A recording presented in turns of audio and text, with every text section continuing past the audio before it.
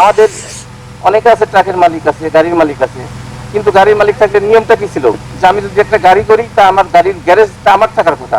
কিন্তু দেখেন বাংলাদেশের বেশিরভাগ জায়গায় যা গাড়ির মালিক আছে তাদের নিজস্ব জায়গায় কিন্তু গ্যারেজ নাই, আছে বেশিরভাগই নাই, নাই বললেই চলে।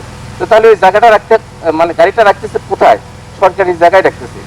আর সরকারি জায়গায় যদি রাখে ওইখানে রক্ষণাবেক্ষণের একটা হিসাব নিকাশ আছে, সিকিউরিটির একটা হিসাব নিকাশ আছে। ওইখান থেকে যদি একটা গাড়ি চুরি হয় আসবে কোথায়? থানায়। কিন্তু গাড়িটা রাখার কথা ছিল কার জায়গায়? গাড়ির মালিকের জায়গায়। রাখছে সে, রাখে তো নাই। তাহলে দায়টা আসতেছে কার? এখান থেকে গাড়ি চুরি হয়েছে, পুলিশ কি করে? পুলিশের দায়। আমার মাল, আমার জিনিস, আমার সম্পদ রক্ষণাবেক্ষণ করার দায়িত্ব কার? আমার। কারণ সেই দায়টা যদি আমি পুলিশকে দিয়ে রাখি তাহলে কি হবে? পুলিশ পারলে সাকসেস, না পারলে পুলিশ ফেল। এই তো বিষয়।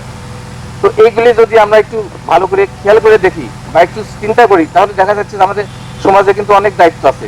বা আমার সম্পদের যে বিষয়, পুলিশ কি কাজটা করে? পুলিশ আপনার নিরাপত্তা দেয়, আপনার জান মালের নিরাপত্তা, আপনার দেহের নিরাপত্তা, এগুলি তো পুলিশ দিয়ে থাকে, তাই তো? এখন সেই নিরাপত্তা দিয়ে আমরা কতটুকু দিতে পারি? আর যখন কোন ফেল করি, কিভাবে ফেল করি? মোট কথা আমি যে যে কথাটা আমি বলতে চাচ্ছি, আপনি যদি একটা ভালো পুলিশ থেকে ভালো সেবা পেতে চান, সেক্ষেত্রে অবশ্যই আপনাকে সচেতন নাগরিক হতে হবে। সে আইন সম্পর্কে জ্ঞান থাকতে হবে, আপনার সম্পদ সম্পর্কে সচেতন থাকতে হবে, আপনার সম্পদের কিভাবে সংরক্ষণ করবেন সে ধারণা আপনার থাকতে হবে। তারপরে আপনি যদি সবকিছু এরকম কমপ্লিটলি করতে পারেন তখন আপনার সেবাটা দেখবেন যে না, পুলিশ স্মুথলি কাজ করতে পারতেছে। আর সবকিছু যদি পুলিশের উপর ছেড়ে দেন তাহলে পুলিশ কি করতে পারে? মনে করেন যে গুড়ি গুড়ি বৃষ্টি হচ্ছে, এখন আপনার বাসা নারায়ণগঞ্জ বা আশপাশের এলাকা, আপনি হঠাৎ করে এলিভেটেড নিচে একটা প্রাইভেট কার ওয়েট করতেছে, ভাই আসেন নাকি প্রাইভেট কারে চলেন যাই। এখন প্রাইভেট কার কিন্তু গণপরিবহন না, প্রাইভেট কার গণপরিবহন না, সে পার্সোনালি ব্যবহার করার জন্য। এখন সে যদি ওইখানে কাউকে ডাকে তখন একটু দ্বিতীয়বার চিন্তা করতে হবে আমি এই গাড়িতে উঠবো কিনা, উঠলে কি হয়, না উঠলে কি হয়।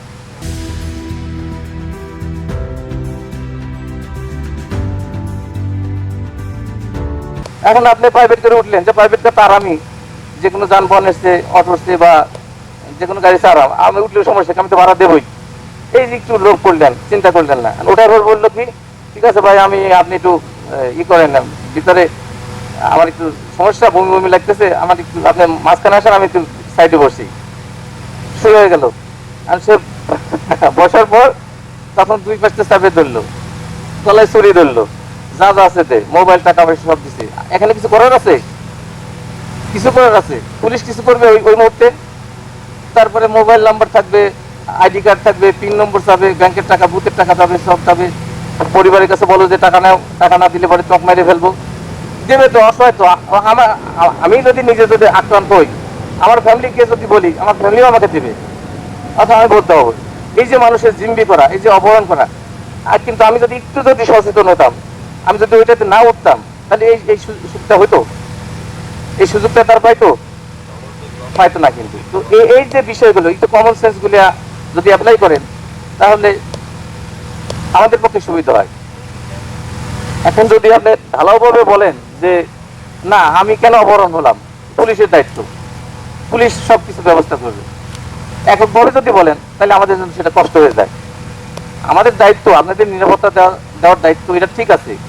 কিন্তু এখন যদি আপনি যদি একটা ঝামেলায় পড়ে যান, সিস্টেমে পড়ে যান, তখন কিন্তু ওই মুহূর্তে আমি কিছু করতে পারি না। হ্যাঁ আমি পারি, আপনি যে মোবাইলটা নিচে, ওই মোবাইলটা আমি কোনোভাবে হয়তো ফিরিয়ে নিয়ে আসতে পারতে পারি। তারপরে ধরেন যে আপনি যদি বিকাশে টাকা আউট করে সাথে সাথে যদি পুলিশকে জানান, সে টাকা আমি রিকভারি করে দিতে পারি। কিন্তু এই যে আপনি অনাকাঙ্ক্ষিত ঘটনার জন্য হ্যারাসটা হলেন, আপনার কোনো কিছু ফল্ট ছিল কিনা বা বোঝার কিছু কমতে ছিল কিনা, যদি আপনি একটু চিন্তা করেন তাহলে দেখবেন যে সঠিক। মানে আপনি যদি সচেতন থাকেন তাহলে আমাদের কাজ করতে সুবিধা হয়। এখন যদি রাস্তায় যদি দেরি হয়, যে রাস্তায় জাম কেন, তো সেই জামটা কেন সেটা ট্রাফিক পুলিশ কাজ করতে পারে না কেন? কিন্তু শুধু ট্রাফিক পুলিশে যে জড়িত তা কিন্তু না। এর সাথে যে আমরা রিক্সায় উঠতেছি, যেখান থেকে ওঠার কথা সেখান থেকে উঠতেছি, অথবা যেখানে আমার প্রয়োজন সেখান থেকে উঠতেছি, এর কোনো ডিসিপ্লিন নাই। আর এই ডিসিপ্লিন না থাকার কারণে সেটা হচ্ছে কি যে যানজট কিন্তু লেগেই যাচ্ছে।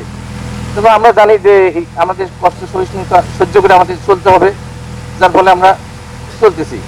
আর এটার উদ্দেশ্য যেহেতু খারাপ না, মানে আমরা যা যা নিজেদের কাজ করে করে যখন বাজারে আসতেছে, বাজারটাকে সহ্য করে মেনে নিয়ে তারপর আমরা কাজ করতেছি। তো এটা যদি আরো পরিকল্পনা মাফিক হতো, যেমন আমি বলি যেমন এলিভেটেড ওয়ে, উত্তরিত যে উপরের রাস্তাটা, এখানে কিন্তু মোটরসাইকেল নাই, এখানে কিন্তু অন্য কোনো গাড়ি নাই। তো এখানে কি যানজট আছে? তা কিন্তু নাই। তার মানে কি, যেটা পরিকল্পিত হয় সেখানে কিন্তু উদ্দেশ্য সফল হয়।